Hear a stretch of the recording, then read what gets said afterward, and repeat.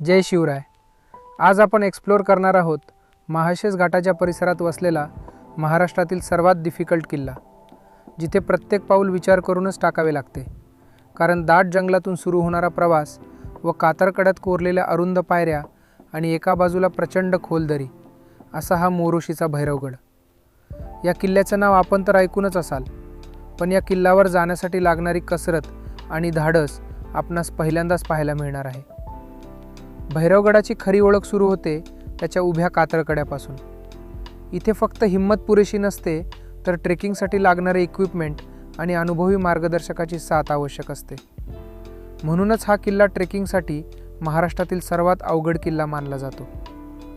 गडाच्या वरती पोहोचल्यावर मात्र आपण केलेल्या कसरतीचं चीज होत, कारण समोर दिसणार सह्याद्रीचं रौद्र रूप, नाणे घाट, महाशेज घाट व दूरवर पसरलेला निसर्ग हे दृश्य कधी न विसरणार होत।